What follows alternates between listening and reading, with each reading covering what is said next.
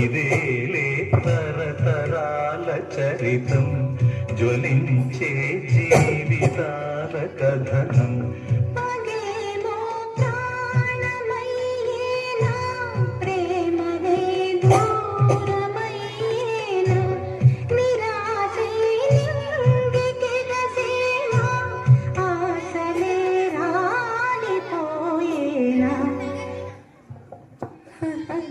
నా కోడలు చెప్పింది కూడా నిజమే కదా. నేను బతికుండి ఎవరిని సాధించాలని?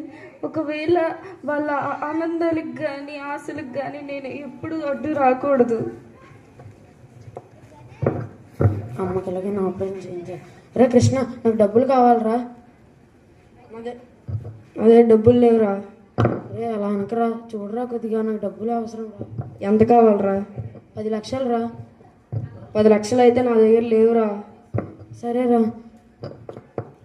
సుధా సుధా సుధా, డబ్బు ఏర్పాటు అవ్వలేదు. అమ్మేది? ఇప్పుడు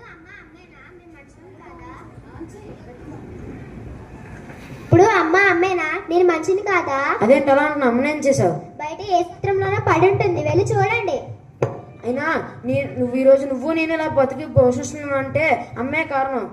నేను పుట్టినప్పుడు మా నాన్న చనిపోతే అమ్మ నాన్న రాళ్ళు మోసే కూలీ అయింది. ఆ విషయం నీకు తెలుసా? అలా అమ్మని వెతుకుతాను. నీ ముఖం చూడాలంటే మెసేజ్ వేస్తుంది.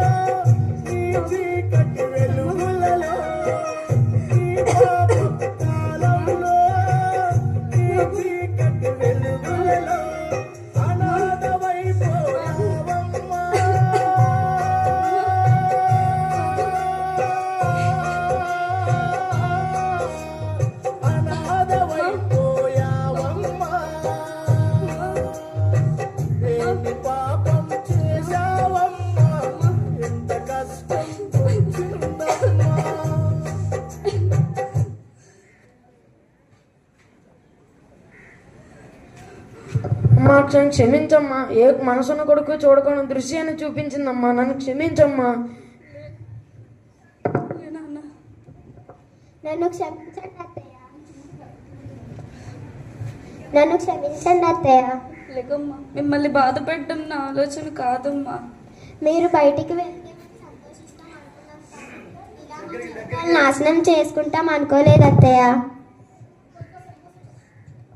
మీరు బయటికి వెళ్ళిపోతే మేము సంతోషిస్తాం అనుకున్నాం, కానీ ఇలా మా జీవితాలను నాశనం చేసుకుంటాం అనుకోలేదు అత్తయ్య.